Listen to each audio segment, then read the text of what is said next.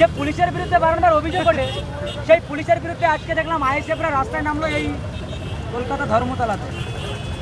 এই আবু সিদ্দিকের বিচারে কতটা ন্যায় বিচার পাবে বলে দাবি করবেন, কতটা সাধারণ মানুষের কাছে বার্তা দেবেন? প্রথমত একটা কথা বলে নিই, আমাদের বাংলার যিনি মাননীয় মুখ্যমন্ত্রী, তিনি অপরদিকে পুলিশ মন্ত্রীও, এটা আমি ক্লিয়ার করে দিই, জানিয়ে দিই, তিনি যদি চান তিনি বাংলাটাকে খুব সুন্দরভাবে সুরক্ষিত রাখতে পারবেন, এটা আমি ব্যক্তিগত মনে করি।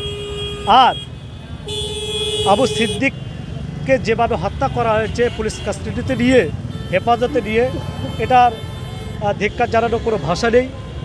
এটা নরপিশাচ, যারাই রক্ষক তারাই ভক্ষক হয়ে গেল। আমরা আনিস খানের ব্যাপারে দেখেছিলাম, তাকে ছাদের ওপর থেকে ফেলে দিয়ে তাকে যেভাবে হত্যা করা হয়েছিল, সেখানে মাননীয় মমতা বন্দ্যোপাধ্যায় তিনি বলেছিলেন যে 15 দিনের মধ্যে আমি বিচার পাইয়ে দেব। কিন্তু আজকে প্রায় 2 বছর অতিক্রান্ত হয়ে গেছে, বিচার আমরা পেলাম না, বা আনিস খানের পরিবার বিচার পায়নি।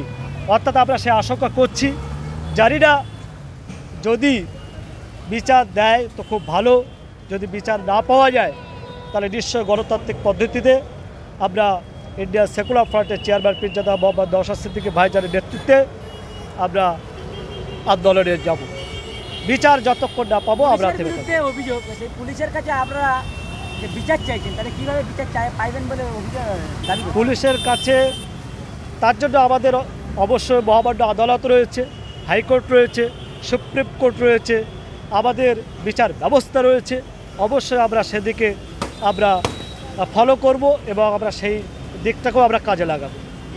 আগামী দিনে কী পদক্ষেপ নিচ্ছেন আইএসএফের পক্ষ থেকে?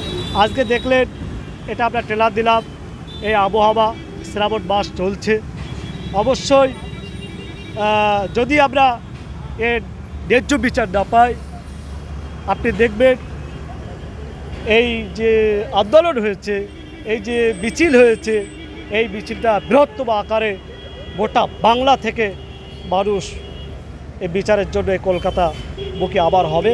এবং আমরা ওপর থেকে আমাদের যারা নেতৃত্বে আছেন তারা যে ডিসিশন নেবেন, অবশ্যই আমরা সেইভাবে আমরা এগোব।